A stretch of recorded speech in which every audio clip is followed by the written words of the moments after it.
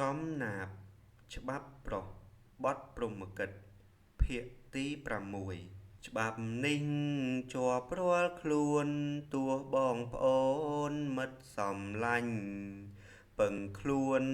ឯងឲ្យចេញធានាទ្រព្យគ្នាយោងទៅឯទ្រព្យបានទៅគេ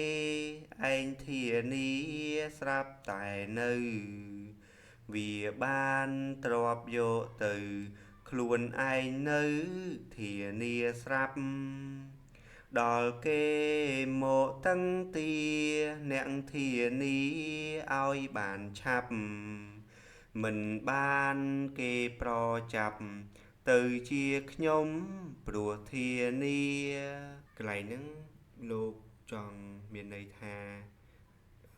ការធានាទ្រព្យឲ្យគេដូចជានៅក្នុងពេលបច្ចុប្បន្នហ្នឹងយើងមានបងប្អូនឬក៏អ្នកជិតខាងឲ្យធានាលុយខ្ចីពីធនាគារណាមួយចឹងដល់មានអ្នកធានាដល់ពេលហើយគេដែលអ្នកខ្ចីនោះគេមកពឹងយើងឲ្យធានាដល់ពេលយើងធានាឲ្យគេទៅគេអ្នកខ្ចីហ្នឹងរត់បាត់គេបានលុយហ្នឹងគេរត់បាត់គេអត់សងយើងអ្នកធានានេះនៅជាពាក់ធនាគាររ៉ាប់រងសងឲ្យគេនៅជាពាក់គេយើងអត់មានអីសងគេមិនត្រូវលក់ដីលក់ផ្ទះអីសងខំហូបអិញើស្រាក់លក់សងគេចឹងទៅដល់ពេលសម័យមុន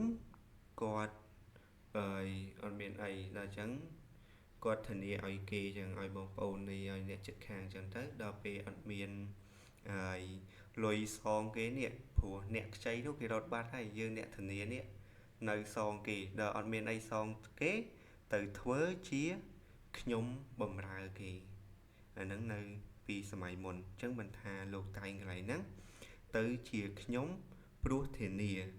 ខ្ញុំហ្នឹងមានន័យថាខ្ញុំបំរើគេខ្លួនយើងអ្នកធានាហ្នឹងទៅជាអ្នកបំរើម្ចាស់បំណុលទាំងដែលយើងអត់បានខ្ចីព្រោះតែយើងធានាឲ្យគេហ្នឹងអញ្ចឹងយើងទៅទៀតទោះបងប្អូនធុរៈក្រជំពាក់គេតឹងទី